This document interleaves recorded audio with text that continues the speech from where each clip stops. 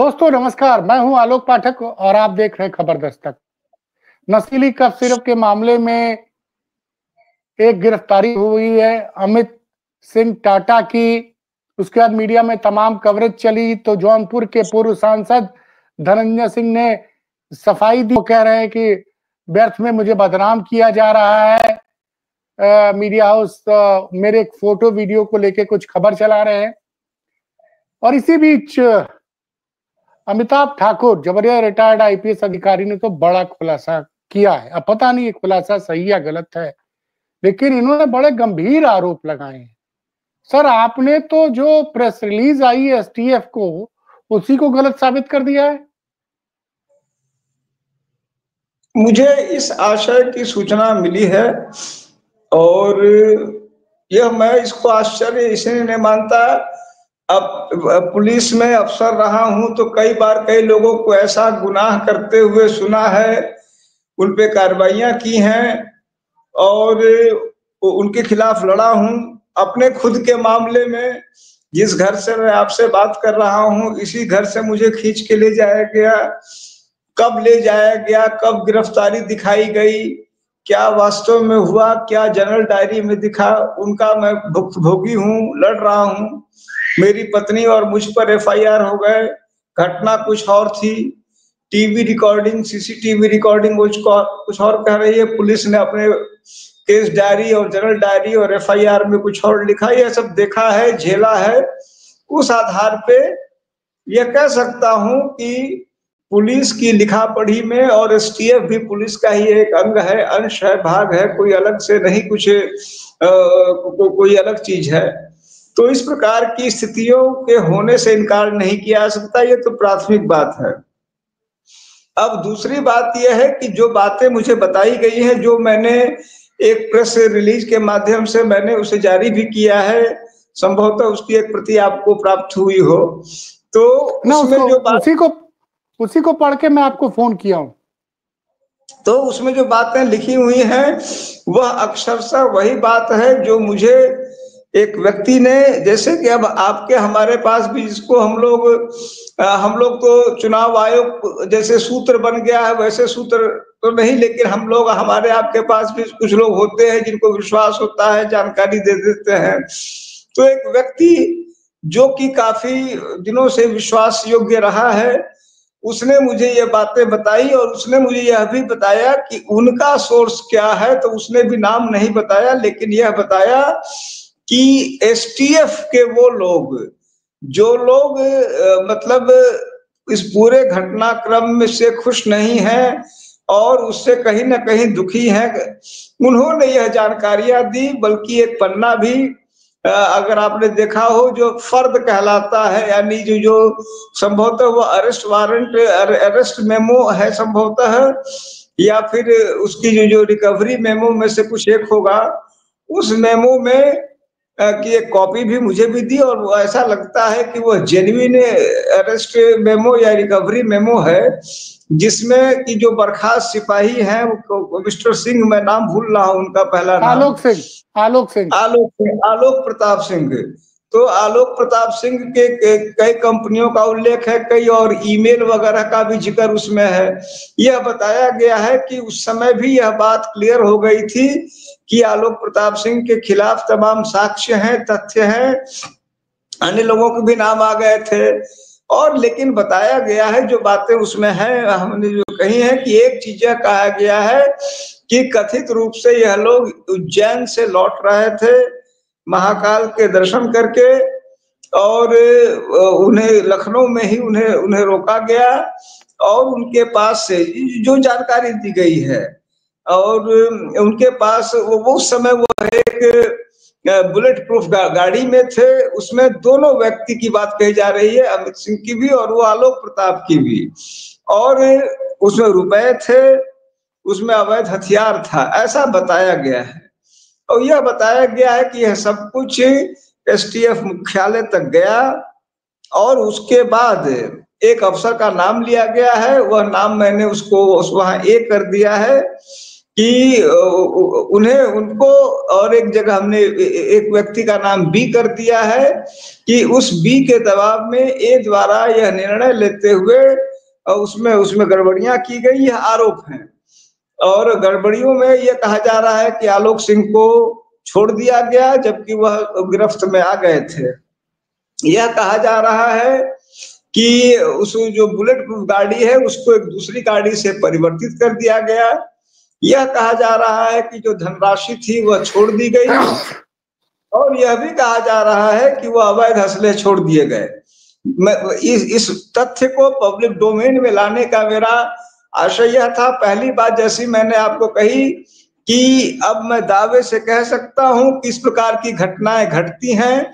ये बल्कि अभी मुझे किसी ने बताया कि जो बर्खास्त सिपाही हैं ये शायद एसटीएफ से इसी प्रकार के किसी कार्य से बर्खास्त हुए थे, एसटीएफ से या लखनऊ पुलिस से सोना चोरी या कोई चीज में जो है सोना चोरी, सोना लूट या किसी कांड में बर्खास्त हुए थे, ऐसा मुझे बताया गया है। और किसी रिकवरी में ही ये बर्खास्त हुए थे। तो रिकवरी की तमाम घटनाएं हम लोगों ने देखी हैं कि पुलिस करोड़ों की रिकवरी कर लेती है, उसको गायब कर देती है। कुछ में मुकदमात भी हुए हैं, पिछले दिनों भी मुकदमे हुए हैं। तो यह कोई आश्चर्य की बात या अचंभे की बात या पहली बार जैसे कोई कहे कि मैंने अरे मैं तुम्हें पहली बार सुन रहा हूं, तो पहली बार सुनने की बात नहीं है। एसटीएफ को लेकर लगातार कई इस तरह के आरोप लगते रहे हैं। एसटीएफ पे मैंने कई बार लिख के दिया है। एक्सटॉर्शन के गंभीर आरोप लगातार लगे हैं। अब जिसको एनकाउंटर का भय दिखाकर एक्सटॉर्शन करने की बात, लोगों के फोन टैप करके डराने धमकाने की बात, स्वयं मेरे फोन को कई बार टैप करने का मुझे एसटीएफ का ही एक अधिकारी ने यह बात बताई थी कि आपका फोन लगातार टैप हो रहा है। मैंने लिखित रूप से दिया, मैं लोकायुक्त तक गया, अभी तक उसकी जांच नहीं हुई है।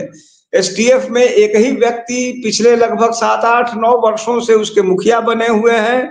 वह एक अलग तहखाना बन गया है, एक ऐसा तहखाना जहां जायज नाजायज सब वाजिब है। जब तक ऊपर वाले की इच्छा हो तो सब चल रहा है।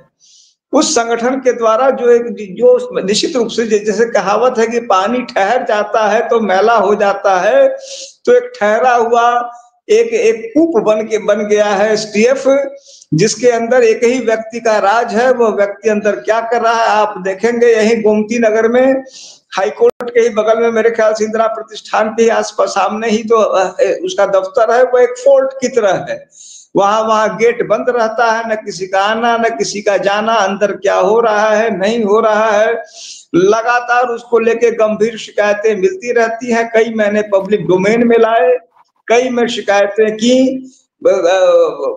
कई लोगों ने मृत्यु पूर्व उसके जो मुखिया हैं उन पर गंभीर आरोप लगाए कि मेरी हत्या करा देंगे। तमाम चीजें हो रही हैं। इन स्थितियों में माफियाओं में भेदभाव, कुछ चहेते माफिया, कुछ विरोधी माफिया, इस प्रकार की स्थितियों में जो मैंने आरोप लगाए हैं कोई बड़ी और असंभव और कोई बहुत ही मैं कहूंगा एक स्टार्टल करने वाली चीज नहीं है। लेकिन यह आरोप सही है कि गलत है, निश्चित रूप से यह जांच का विषय है। मैं उनको अंतिम प्रमाण नहीं दे रहा।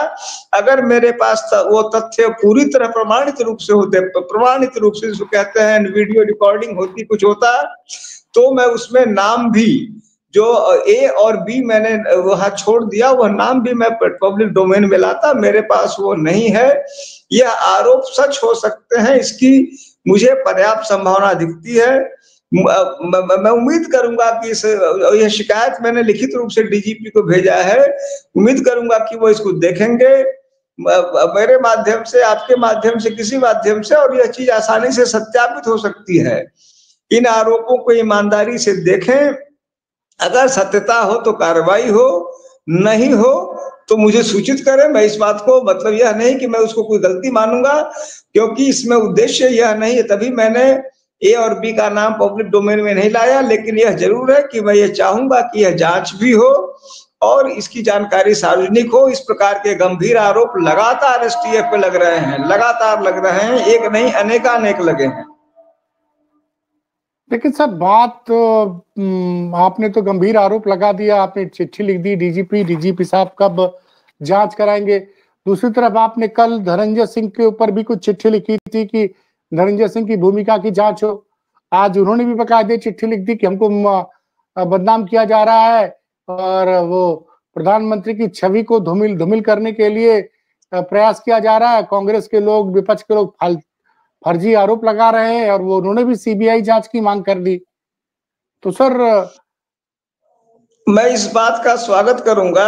मैं देखिए, उन्होंने पत्र लिखा है तो उस बात का स्वागत है और मैं समझता हूं कि सीबीआई जांच हो, यह हम सबों की मांग है, उनकी भी मांग है। देखिए, अब जैसे धनंजय सिंह जी वाली बात है, मैंने उस समय भी कल जब मैंने उनका नाम लिया, सार्वजनिक लिया, जो भी मेरी हैसियत है उसमें मैंने ये बात कही, तब मैंने कहा कि मैंने अपने साक्ष्य भी प्रस्तुत किए, लेकिन वह साक्ष्य यह नहीं थे, जैसा भी मैंने कुछ देर पहले कहा कि मेरे पास इस बात की वीडियो रिकॉर्डिंग हो, उनकी कंपनियों के डिटेल हो, और इस प्रकार के साक्ष्य नहीं थे। साक्ष्य क्या थे?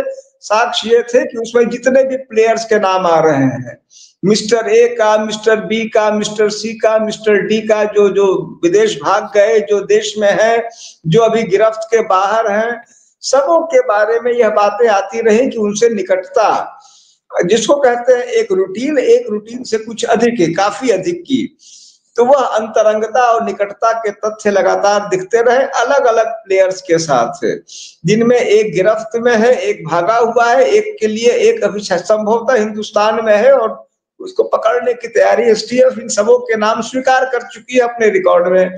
इन तीनों चारों, कम से कम 3 नाम तो मैं समझता हूँ, शुभम, टाटा और ये जो आलोक प्रताप, इन तीनों के साथ उनकी निकटता के तथ्य लगातार पब्लिक डोमेन में है। तो अब वह जांच के घेरे में स्वतः आते हैं, लेकिन यह भी सही है कि पब्लिक लाइफ लीड करने वाले व्यक्ति के लोगों से संबंध हो सकते हैं, होते हैं, वह उनको बेनिफिट ऑफ डाउट है। अगर उनको लगता है कि उनका नाम बदनाम हो रहा है, उनके नाम के साथ खिलवाड़ हो रहा है, हर व्यक्ति को अपने नाम के बचाव का अधिकार है, उन्हें भी पूरी तरह अधिकार है और मैं उनके इस बात का स्वागत करता हूं।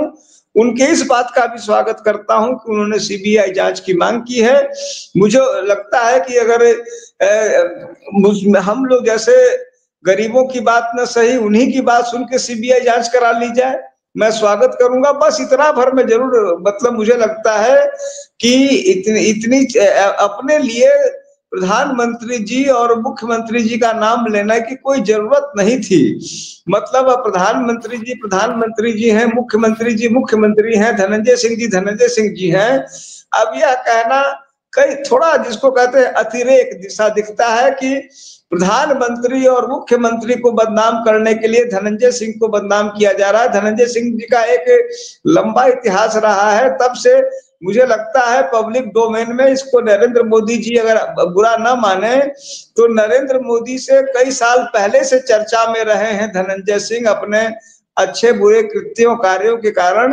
तो उस समय नरेंद्र मोदी प्रधानमंत्री नहीं थे और उस समय योगी आदित्यनाथ जी भी सीमित क्षेत्र में थे। उस समय भी एक, मतलब मैं कहता हूं कि उत्तर प्रदेश भर में धनंजय सिंह का अच्छे बुरे जिस भी रूप में रहा, एक नामचीन शख्सियत थे। उनपे उनको जो भी माफियाओं की और दबंगों की और जिसको बाहुबली कहते हैं ऐसे लोगों की चर्चा होती रही, धनंजय सिंह की चर्चा होती रही। छुटपन से ही समझिए इन्हें यह सौभाग्य मिला कि इनके नाम की चर्चाएं होती रही। इसीलिए अपने नाम से जबरदस्ती, मुझे लगता है इसकी कोई विशेष आवश्यकता नहीं थी कि इस मामले में वो प्रधानमंत्री और मुख्यमंत्री की गरिमा को भी लाते। उनकी यह मांग पूरी तरह वाजिब है कि सीबीआई जांच हो।